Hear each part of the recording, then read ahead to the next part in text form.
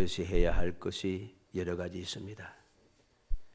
그 중에 두 가지를 살펴보려고 합니다. 우리가 하나님의 사랑을 받고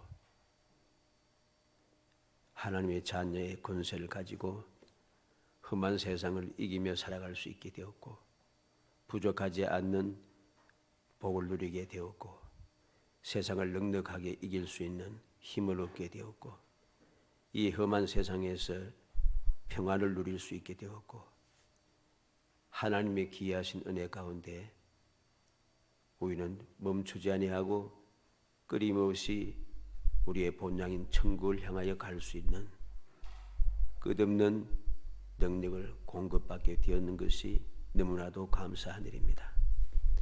이렇게 사랑받는 우리는 과연 어떻게 살아야 되는가? 우리도 사랑하며 살아야 되겠죠. 그럼 이렇게 하나님의 사랑을 받고 또 사랑하며 살아야 될 우리는 과연 어떠한 마음을 가지고 어떠한 생각을 가지고 이 세상을 살아야 할 것인가? 일반적으로 많은 믿음의 사람들이 나를 중심해서 모든 것을 생각하고 말하고 행동하며 그렇게 살아갑니다. 그래서 세상 사람들이 우리 믿음의 사람들을 향하여 또는 교회를 향하여서 여러 가지 많은 말들을 하지만 이기적이다. 이기적이다. 또 이기적일 뿐만 아니라 또는 위선적이다. 도저히 본받을 게 없다. 여러 가지 좋지 못한 일들이 가득 차 있습니다.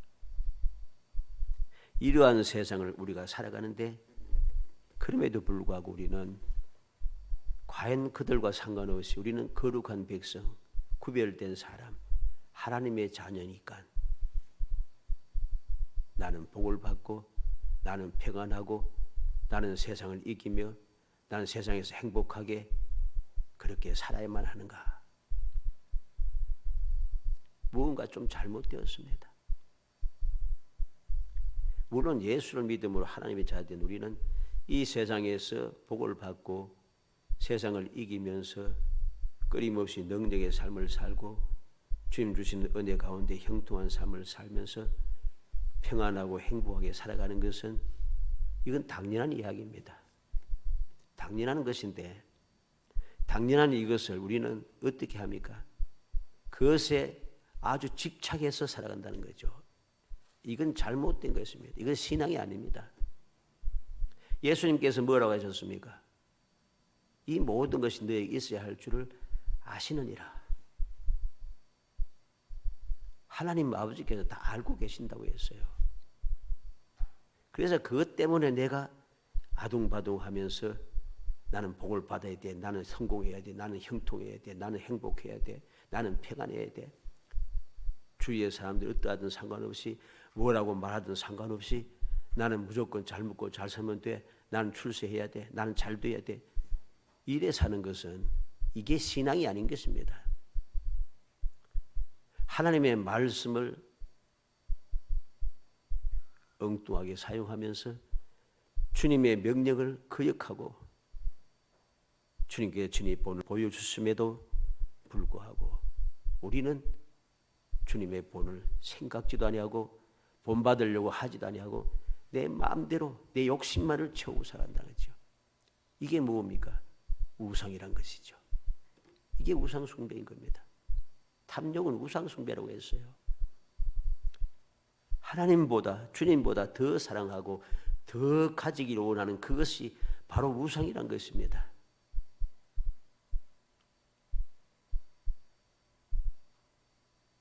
우리는 잘못된 그 생각에서 벗어나야만 합니다. 주님께서 우리에게 말씀하시고 가르쳐 주시고 명하신 그 말씀을 우리는 마음에 새기고 또 새기게 됩니다. 그래야지 우리가 올바르게 신앙생활을 하게 되는 것입니다.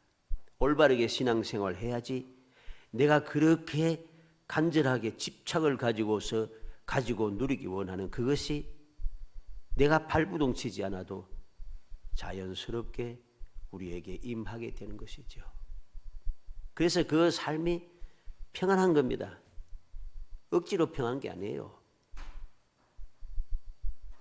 내가 발버둥치지 않아도 악착같이 부르짖고 하지 않아도 내가 주님만을 믿고 바라보면서 하나님의 자녀로서의 삶을 살아가니까, 주님 말씀하신 대로 세상의 소금이 되고 빛이 되는 삶을 살아가니까, 내가 말씀대로 순종하여 주님을 본받아 주님 가신 길을 따라가니까 당연히 하나님의 자녀로서 약속된 복을 누리게 되니까 기쁨이 충만하게 되고 평안하게 되고 행복하게 되고 그래야 되는 것입니다. 근데 우리는 자꾸 이 행복함, 평안함, 축복, 형통함 이것을 누리려고 발버둥 친다는 거죠. 욕심을 가지고. 이건 잘못됩니다. 그렇게 하는 사람 치고 행복한 사람은 없습니다. 평안한 사람은 없습니다. 기쁜 사람이 없습니다. 왜? 그건 잘못된 것이기 때문입니다. 하나님의 법칙에 어긋났기 때문입니다. 그런데 착각을 하면서 오늘도 세상을 살아가는 사람들이 가득 차 있으니, 이 세상은 말세가 되어서 악한 것이 아니고, 물론 말세가 돼서 악하긴 하고 사람들이 원래 악해서 또 악합니다마는, 그나마도 그 악함을 순화시켜야 될 세상의 소금이 되고 빛이 되어야 할 사람들이 소금도 되지 않고 빛도 되지 않으니 세상이 더 악해지는 겁니다. 그걸 알아야 됩니다. 세상이 악한데 세상보다 더 악한 게 거짓된 신앙을 가진 사람입니다. 이걸 알아야 돼요. 성경 말씀에도 세상에 없는 일이 교회에 일어났다 하잖아요. 오늘날도 세상에서는 일어나지 않는 일이 교회 안에서도 다반사로 일어납니다. 왜?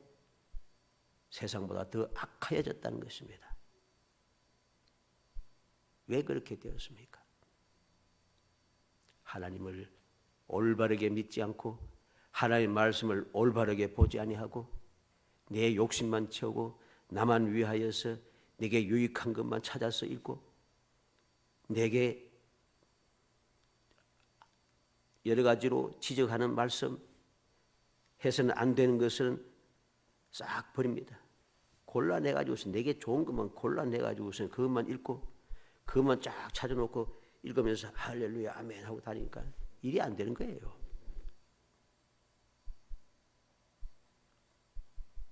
어찌하든지 오늘 말씀을 통해서 사랑하는 우리 모든 은총의 성도들이, 우리 모든 은총의 군속들이 한 사람도 예외 없이 성도들이 세상을 살아가면서 반드시 해야 할 것을 마음에 새겨서 그 일을 행함으로 하나님을 영화롭게 하고 영광을 받으신 하나님께서 기쁨으로 베풀어 주시는 그 은혜를 끊임없이 누리며 행복한 삶을 살아가는 거룩한 성도가 되기를 주의 이름으로 축복합니다. 먼저 사랑하는 자가 세상에서 무엇을 해야 됩니까?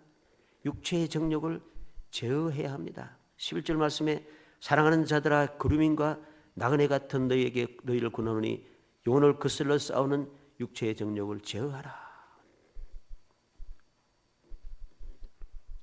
사랑하는 자들은, 사랑받는 사람들은 육체의 정욕을 제어해야 합니다. 앞서 쭉 서론에 말씀드린 대로 내 욕심, 내 채우고자 하는 내가 원하는 그 욕망, 이 모든 것들을 다 제어할 수 있어야 됩니다. 내 생각도 제어하고 내 말과 행동도 제어하고 내 마음도 제어하고 우리의 삶도 제어하고 모든 것을 제어해야 합니다. 이 육체의 욕심을 이루고자 하는 것들을 내가 제대로 제어하지 못하면은, 주장하지 못하면은 우리의 삶은 깊은 수렁에 빠져서 벗어나지 못하게 된다는 사실을 알아야 됩니다. 왜 육체의 정욕을 제어해야 하는가? 바로 앞에 나오죠. 영혼을 거슬러 싸우는. 우리는 이미 하나님을 믿어 하나님의 자녀가 되므로 세상과 구별된 영광의 존재가 되었습니다. 영혼을 거슬러 싸우는 그러한 육체의 종력을 제어하지 못하면은 이 거룩한 삶, 성도의 삶을, 하나님의 자녀의 삶을 살 수 없기 때문인 거죠. 내가 영혼의 삶을 영원히 거룩하게 되고 영원히 윤택하게 되고 영원히 행복하고 기쁘고 즐겁고 복되고 승리하고 하는 이 놀라운 축복의 삶이, 이 영혼의 삶이 아름답게 이루어져야 되는데 그게 안 된다는 것입니다. 여기서 말하는 육체라고 하는 이 말은 단순한 몸을 말하는 게 아니고 인간의 악한 본성을 말하는 겁니다. 인간의 악한 본성을, 우리가 그 욕심을 다 내가 다스리지 못하면은 바로 내가 다스리지 못했던 육체의 그 욕심이 우리의 영혼을 거슬러서 우리가 계속 영혼과 싸워서 우리의 믿음, 하나님의 자녀의 그 신앙생활, 믿음의 생활, 그것과 계속 싸우는 거죠. 싸우게 되면 어떻게 되겠어요?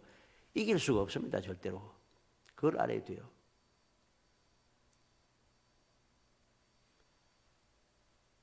육체에 비해서 비록된 정욕은 성도들의 영적인 삶을 어렵게 합니다. 온전한 믿음으로 거룩한 신앙생활을 해야 하는데 온전한 믿음의 삶을 살지 못하게 하고 온전한 믿음의 삶을 살지 못하니 그 신앙생활이 거룩해지지 않습니다. 한번 우리가 주의를 살펴보기 바랍니다. 나 자신도 스스로 잘 살펴봐야 됩니다. 내 믿음은 온전한 믿음인가? 나의 신앙생활은 거룩한가? 자꾸만 점검을 해야 돼요. 그러지 않으면 나도 모르게 어느 순간 육체의 욕심에 사로잡혀서 육체의 욕심에 끌려서 육체의 욕심에 좌우로 흔들리면서 그렇게 살아가고 있는 것을 깨닫게 됩니다. 그런 삶을 살고 있으니 내가 평안하지 않고 불안하고 화가 나고 짜증이 나고 여러 가지 문제들이 자꾸만 세상에 내 삶 속에 가득 차 있습니다. 나와 세상 사람들과 구별이 안 되는 거예요. 왜? 육체의 욕심을 그대로 사용하며 살아가니까, 눌려서 살아가니까, 내가 하나님의 자녀의 삶을 살지 못하니까 하나님의 자녀에 대한 삶에 그 복을 누리지 못하게 되고, 누리지 못하니까 당연히 세상 사람들처럼 모든 것이 불안하고 그런 것이 걱정이 되고 두렵고 자꾸만 짜증이 나고 문제가 발생하는 것입니다. 우리는 명심해야 됩니다. 영혼을 거슬러는 육체의 욕심을 올바르게 다스려야만 한다는 것. 왜 그래야 되는가? 우리는 어떤 사람입니까? 우리는 하나님의 자녀라는 것이요, 천국의 시민이라는 것입니다. 그래서 우리는 세상에 살고 있지만은 이 세상에서 우리는 어떤 존재입니까? 거류민과 나그네 같은 너희를 권하노니. 이 세상을 우리가 그냥 잠깐 거류하는 사람, 이 세상은 잠깐 지나가는 나그네, 여행객에 지나지 않는다는 것입니다. 그런데 이 세상 거류민으로서 나그네에서 잠깐 살아가는 이 세상에 욕심을 품고 욕심을 이루기 위해서 발버둥 치는 것이 정상적이 아닌 것입니다. 우리에게는 본향이 있습니다. 우리의 시민권은 천국이 다 준비되어 있습니다. 우리가 그것을 향하여 가야만 합니다.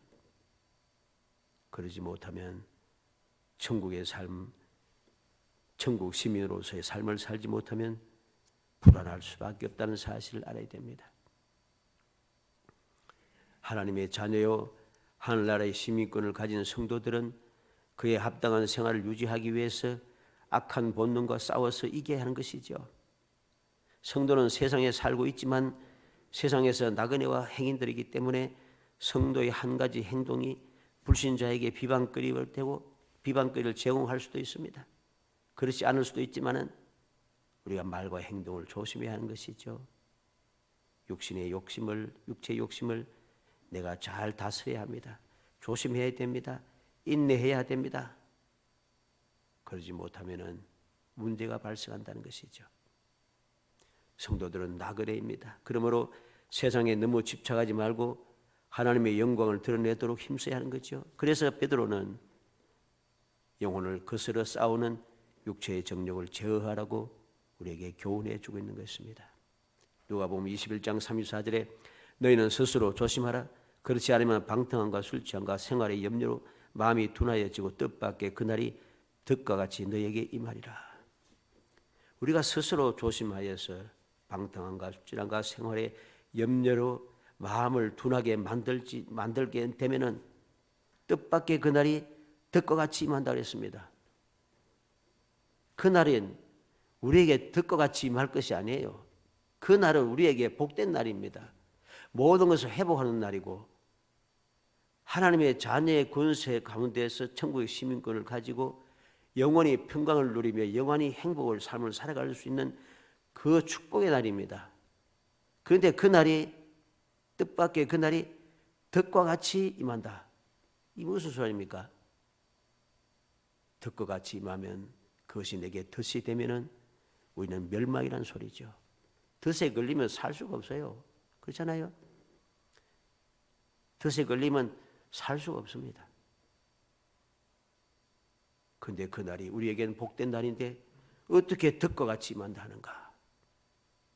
득과 같이 임하는 이유는 내가 하나님의 뜻대로 하나님의 자녀로서 천국 시민으로서의 삶을 살지 않았다는 뜻이죠. 로마서 6장 6절에 우리가 알거니와 우리의 옛사람이 예수와 함께 십자가에 못 박힌 것은 죄의 몸이 죽어 다시는 우리가 죄에게 종노릇하지 아니하려 함이니. 왜 우리가 새 사람이 되어야 되는가? 우리가 알고 있는 것이 무엇입니까? 예수와 함께 십자가에 못 박힌 것은 나 자신의 옛사람을 주님의 십자가에 못 박아 버렸습니다. 왜 그렇게 하는가? 죄의 몸이 죽고 다시는 우리가 죄에게 종노릇하지 않게 하기 위해서. 예수 그리스도의 십자가의 보혈의 은총을 덧입어서 우리는 주님의 십자가와 함께 내가 예수를 믿음으로 내 모든 죄악, 이전의 모든 죄인 된 모든 것들이 다 멸하여졌습니다. 멸하여졌으면 이제는 새 사람으로 살아야 하지 않습니까? 그런데 또 다시 종노릇 한다는 것이죠. 그것이 좋았다. 그것이 좋았다. 이 무슨 말입니까? 이스라엘 백성들이 애굽 땅에서 신나게 나와가지고서는 광야에 지나가면서 하는 이야기입니다. 애굽이 좋았다. 그때 우리가 고깃가마 곁에 있었고 떡을 굽는면서 마음껏 먹었을 때가 좋았다. 그런데 하나님께서 우리를 이끌어내셔서 광야에서 굶어 죽게 하는구나. 희한하잖아요. 그 성경에 나오는 고깃가마 곁에 떡을 굽는면서, 이 말은 무슨 말인지 아십니까? 노예들의 삶을 이야기하는 겁니다. 노예가 고기를 삶고 고기를 굽고 하는데 그 일을 노예들이 하는 겁니다. 그거 떡을 굽는 거, 그거 노예들이 하는 겁니다. 이스라엘 백성들이 다 그렇게 노예 생활을 했다는 거죠. 근데 그게 좋았다. 왜? 배불리 먹었다. 근데 지금 여기서 하나님께서 우리를 괜히 이끌어내셔서 굶어 죽게 하는구나. 노예가 좋았다고 해요. 오늘 우리의 생각이 바로 그렇습니다. 세상의 삶이 좋았다. 그래서 세상 사람들이 사는 것처럼 잘 먹고 잘 살기 위하여서 여러 가지로 불의와 불법을 행하면서 수단과 방법을 가리지 아니하고 그게 좋았다. 내가 말씀대로 살려고 하니까 너무 힘들어. 너무 힘들어. 다 끊어지고 하지 못할 것도 많고 저 사람 저렇게 막 하고 잘 사는데 나는 말씀대로 산다니 못 살고 이렇게 됩니다. 과연 이스라엘 사람들의 경우만 봐도 압니다. 그들이 광야에 40년을 지나고 난 다음에 모세가 이야기한 게 뭔가? 너희가 40년 동안 지나오면서 광야를 지나오면서 발이 부르트졌냐? 발이 부르트지 않았어요. 신발이 헤어졌느냐? 헤어지지 않았어요. 옷이 헤어졌느냐? 옷이 헐벗었느냐? 그러지 않았어요. 굶주렸느냐? 굶주리지 않았어요. 불안한 삶을 살았느냐? 평안했어요. 그러면 그들이 좋았다고 생각하는 애굽에서의 삶은 어땠어요? 못 살겠다고 부르짖었어요. 예? 못 살겠다고. 아들 태어나면 다 나일강에 던져 죽이라 하지. 끊임없이 노예 생활하게 일을 끊임없이 시키지. 못 살겠다고 부르짖었어요. 그런데 나오고 나서는 반대로 이야기하겠다는 거죠. 우리는 명심해야 됩니다. 내가 세상을 살아가는 삶이 얼핏 인간적인 생각에 사로잡히면 너무 힘들고 너무 고생스럽고 너무 불안하고 너무 두렵고 너무나도 답답하고 너무나도 부족하고 너무나도 불통이고 너무나도 불행하고 너무나도 슬프고 너무나도 짜증이 나고 너무 우울하고 이래 됩니다. 왜 그럴까요? 세상을 보니까 그렇습니다.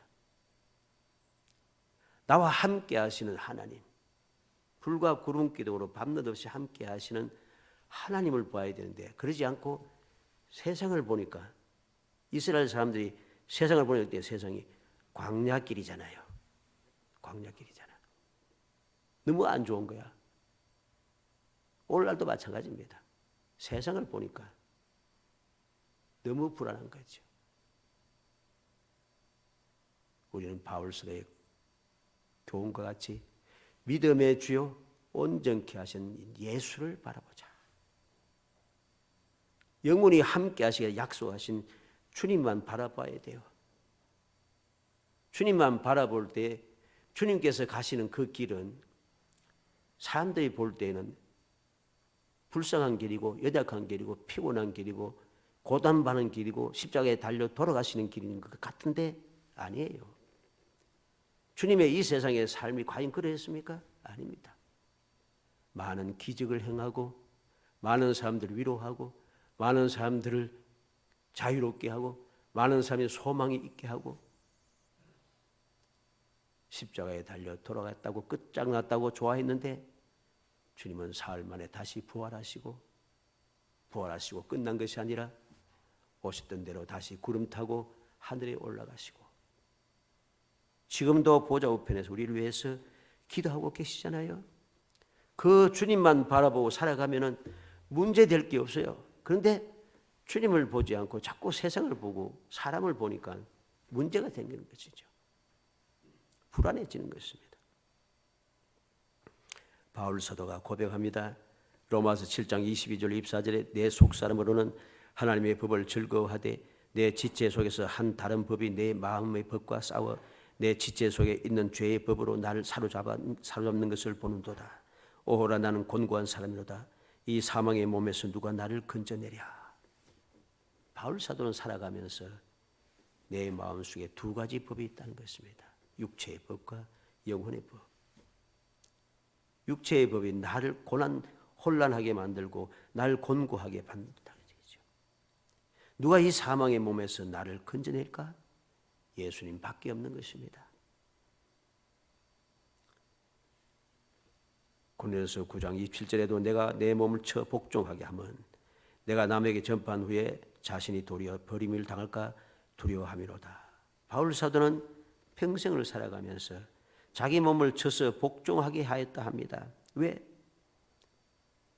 남에게 전파한 후에 나는 버림을 당할까 두려워하기 때문에.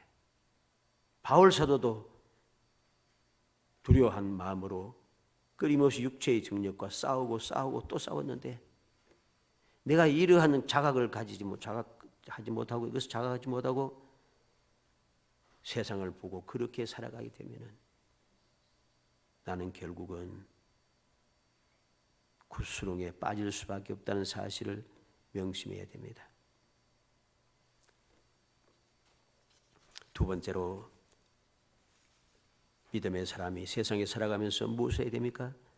하나님께 영광 돌리게 해야 합니다. 12절 말씀에 너희가 이방인 중에서 행실을 선하게 가져 너희를 악행한다고 비방하는 자들로 하여금 너희 선한 일을 보고 오시는 날에 하나님께 영광을 돌리게 하려 함이라. 말씀을 잘 봐야 됩니다. 하나님께 영광을 돌린다 이게 아니고 영광을 돌리게 해야 한다는 것입니다. 이건 내가 돌리는 게 아니고 이방 사람이 영광을 돌리는 것입니다. 똑바로 봐야 됩니다. 이게 무슨 소리겠어요? 이방 사람들이 하나님께 영광을 돌리게 해야 한다는 것이죠. 그러기 위해서는 우리가 무엇을 해야 됩니까? 첫 번째로 봤듯이 육체의 정욕을 제어해야 되고, 제어함으로써 우리가 어떻게 생활하면 됩니까? 행실을 선하게 가져. 이방인 중에서 행실을 선하게 가져. 우리의 육체의 욕심을 제어하지 못하면은 내가 이방인들이 살아가는 이 세상에서 우리의 행실이 선하게 되지 못합니다. 악하게 되는 것이죠. 행실을 선하게 가져서 우리를 악행한다고 비방하는 이방인들로 하여금 선한 일을 보고 하나님께 영광을 돌리게 해야 한다는 것이죠. 우리가 명심해야 됩니다.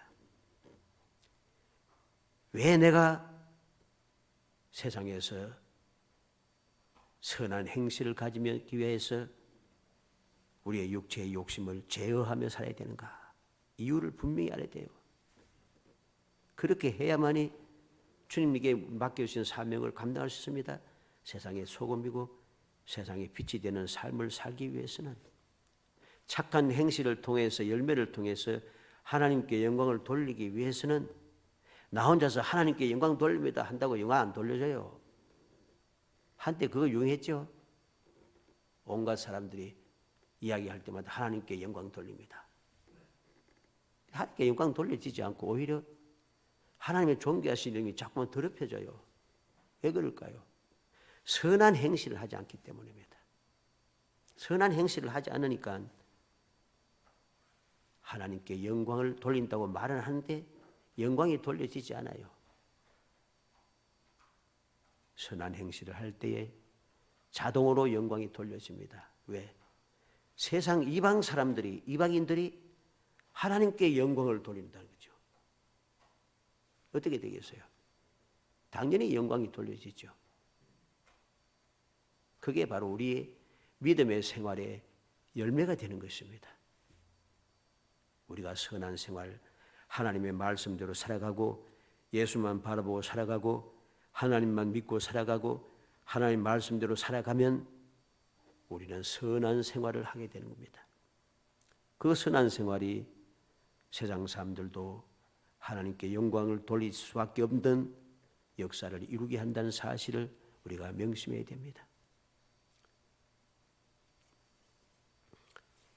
이방인들은 예수를 믿지 않는 사람들을 의미하지요. 이들은 성도들의 잘못을 찾아내어 그것으로 하나님을 부정하고 하나님을 모독하기 위해서 발부둥을 치는 사람들입니다. 그래서 성도들은 세상에 살면서 믿지 않는 사람들에게 책잡히지 않는 삶, 즉 선한 행실을 해야 한다는 것이죠.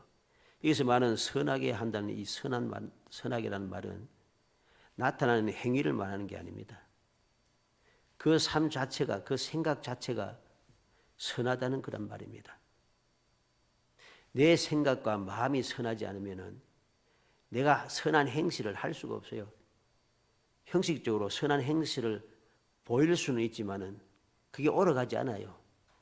그래서 좋지 못한 이야기들 우리는 많이 듣지 않습니까? 그런 일 때문에 아주 좋지 못한 영향을 미쳐서 끊임없이 욕먹는 이유가 바로 그거잖아요. 왜 그들은 선한 행실을 하지 못하고 거짓된 행동을 해서 결국은 하나님의 영광을 가립니까? 하나님의 뜻대로 살지 않았기 때문이죠. 내 마음, 내 생각이 선하지 않았기 때문입니다. 내 마음과 생각이 선하지 않으니까 행동도 선하지 않아요.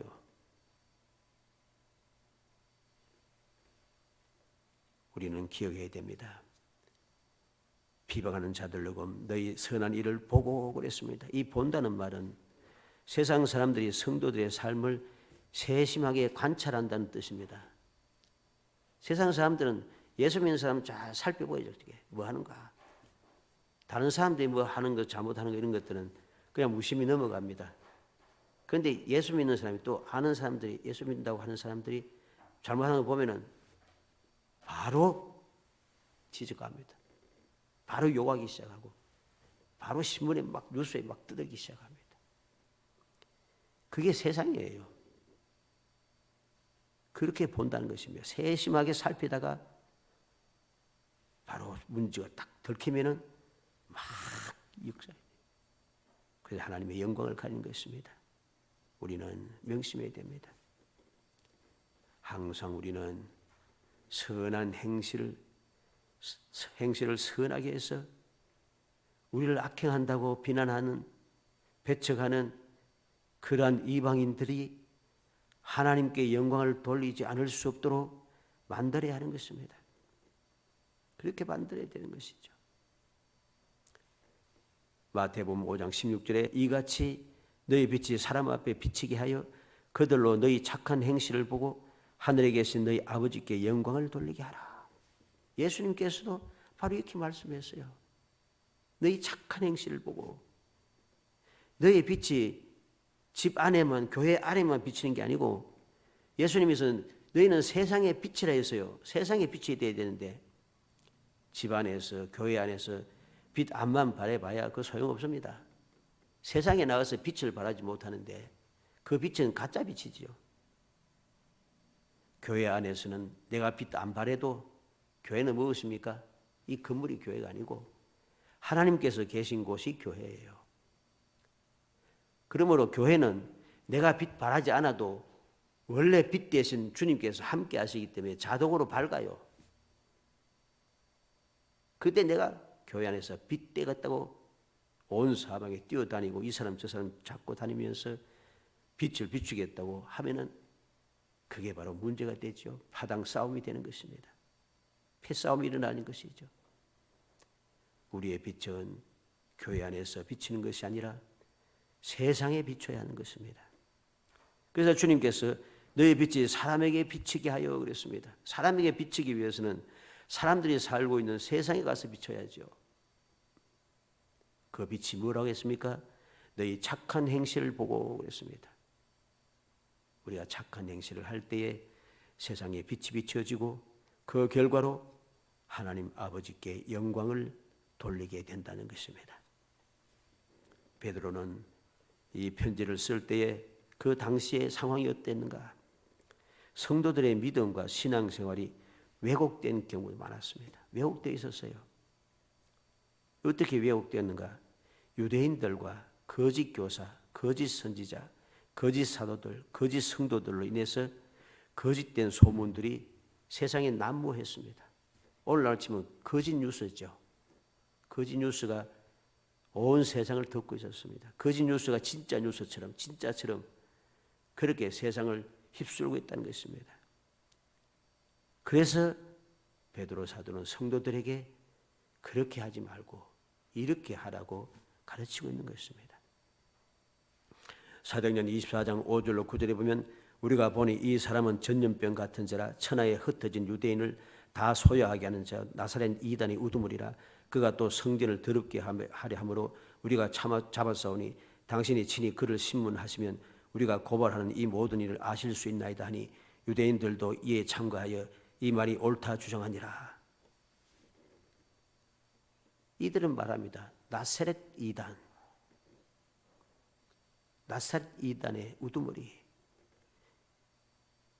그들은 예수님을 이단이라고 합니다. 그런데 빌라도는 예수님이 죄가 없다는 것을 알았다고 했습니다. 저들이 시기로 예수님을 잡았다고 알고 있었습니다. 그래서 빌라도는 어찌하든지 예수님을 놓으려고 했지만은 그들이 부두리짖기를 소리 지르기를 이 사람을 죽이지 않고 내주면은 가이사에게 불충한 것이다 하니까 놀래가지고서는 예수님을 넘겨주었던 것이죠. 그들이 이렇게 전염병 같은 자라 천에 흩어진 유대인들을 다 소유하게 한다 여러 가지로 욕하고 있지만은 유대인들이 이 말이 옳다 하고 있지만은 신문하기만 하면 우리가 고발하는 일이 다 사실이다 이렇게 주장하지만은 사도행전 24장 13절에 보면 이제 나를 고발하는 모든 일에 대하여 그들이 능히 당신 앞에 내세울 것이 없나이다. 바울 사도가 당당히 이야기합니다. 저 고발하지만 고발할 증거가 하나도 없다는 것입니다.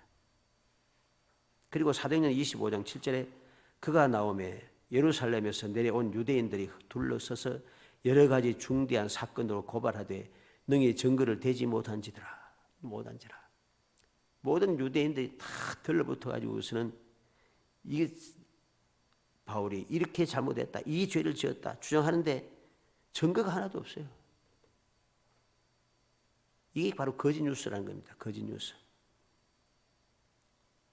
우리는 명심해야 됩니다. 거짓 뉴스가 난무하는 이 세상에서 우리가 행실을 선하게 하지 못하면은 이 거짓말이 진짜가 되는 거예요. 거짓말이 진짜가 되는 거예요. 그래서 문제가 발생하는 겁니다. 그래서 바울 사도는 로마서 12장 7절에 17절에 아무에게도 악으로 악을 갚지 말고 모든 사람 앞에서 선한 일을 도모하라 했습니다. 로마서 12장 21절에는 악에 지지 말고 선으로 악을 이기라 했습니다. 빌립보서 2장 15절에 이는 너희가 흠이 없고 순전하여 어그러지고 거스르는 세대 가운데서 하나님의 흠없는 자녀로 세상의 그것들 가운데 빛들로 나타내며 믿음의 사람들이 흠이 없고 순전하여